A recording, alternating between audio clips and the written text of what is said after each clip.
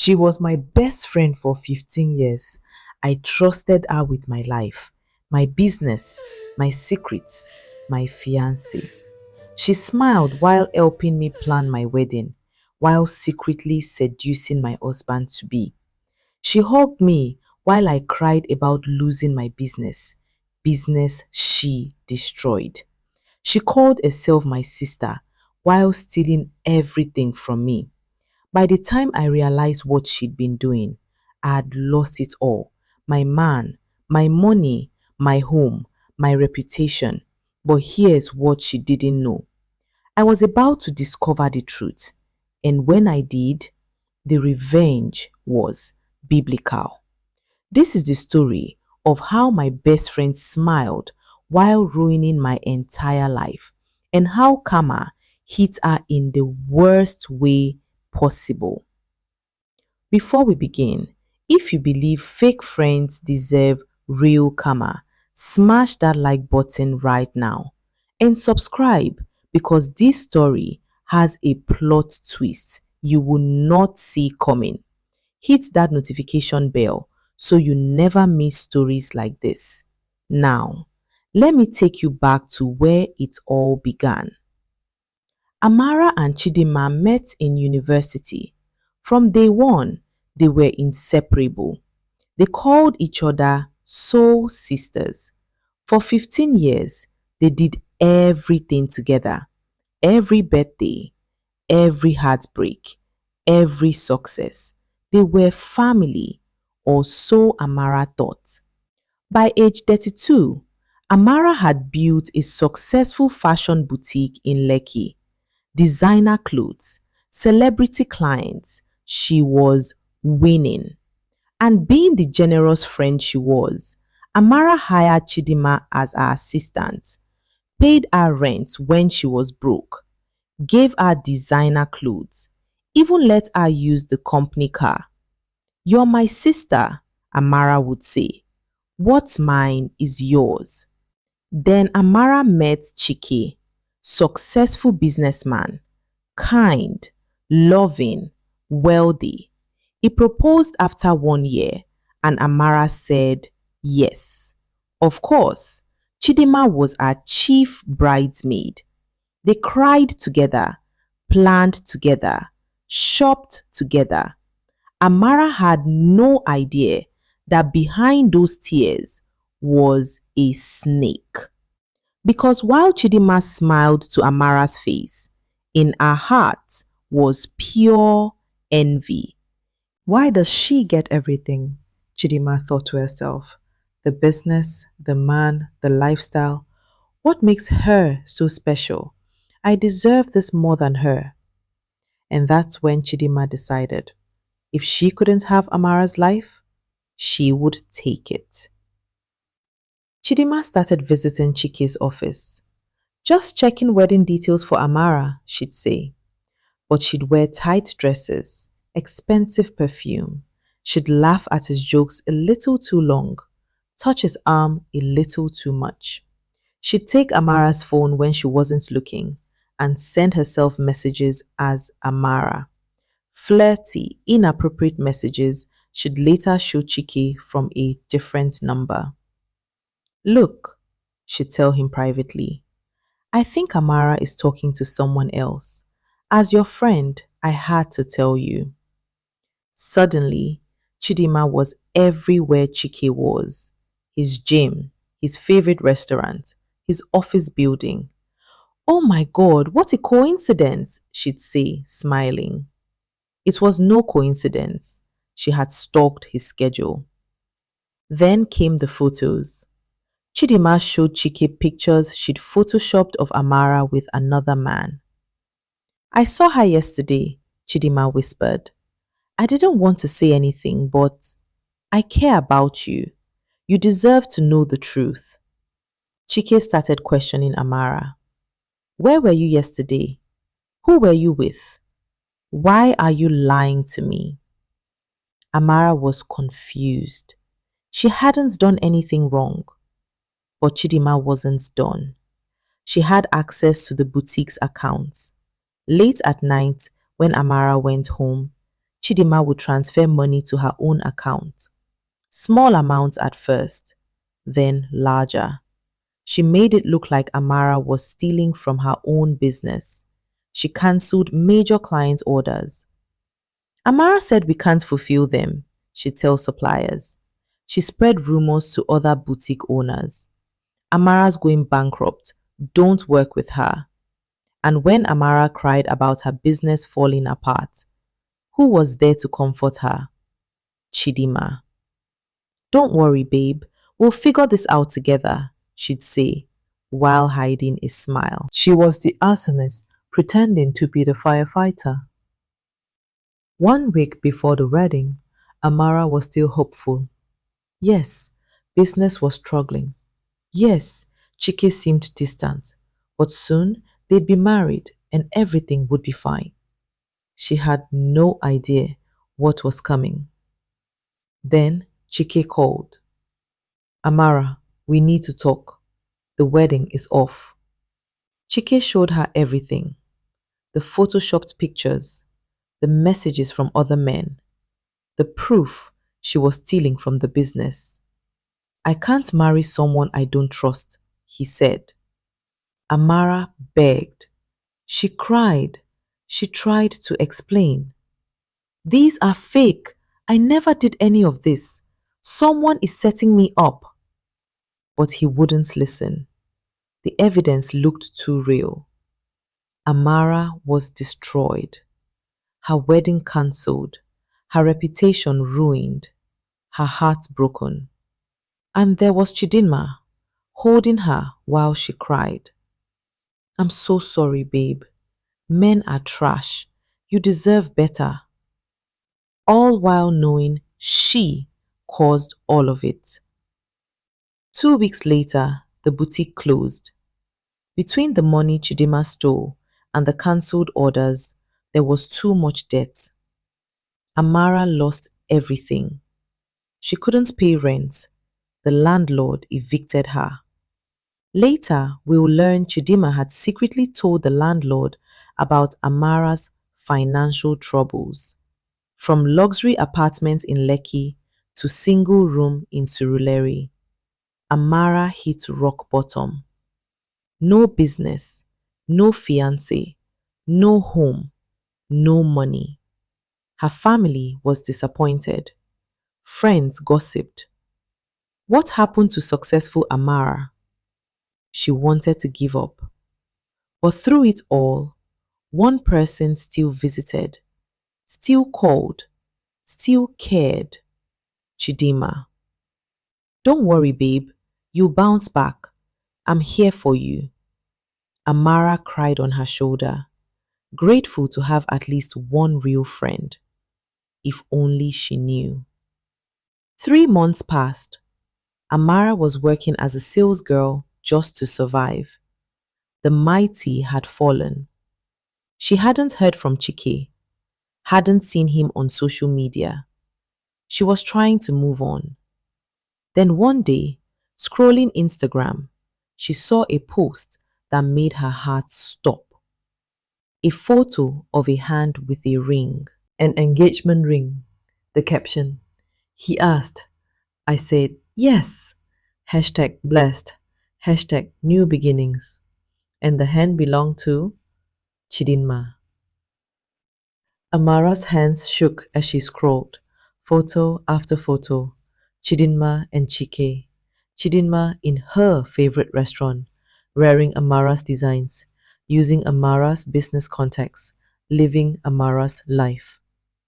Amara called her, hands shaking, voice breaking. Chidinma, you're engaged to Chike? Oh, babes, I'm so sorry you had to find out this way. We didn't plan it. We just fell in love while planning your wedding. Love happens, you know. I hope you can be happy for us, Chidinma said, barely hiding the satisfaction in her voice. After all, you always said what's yours is mine, right? Then she laughed. Actually laughed. Amara hung up and broke down completely. 1 week later, They walked into the restaurant where Amara now worked as a waitress. Chidinma saw her, made eye contact, and smiled. Not a friendly smile, a victory smile.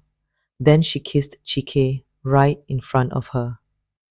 If your heart is breaking for Amara right now, show her some love with a like and comment, what would you do in this situation? Because what happens next? Oh, you're not ready. This is where the story takes a crazy turn. 6 months passed. Amara was surviving, barely, working 2 jobs, living in poverty. Then she got an email from someone named a friend of justice. The email said, I worked at your boutique. I know what Chidinma did. Here's proof. Attached were bank statements showing transfers from the boutique account to Chidinma's personal account. 2.5 million, stolen over 6 months. Then more emails came from suppliers. Chidinma cancelled your orders, not you. From Chike's gym trainer. That girl asked about his schedule every week. From a graphic designer. She paid me to Photoshop those pictures of you. But the most damning evidence? Screenshots of Chidinma's messages to someone else.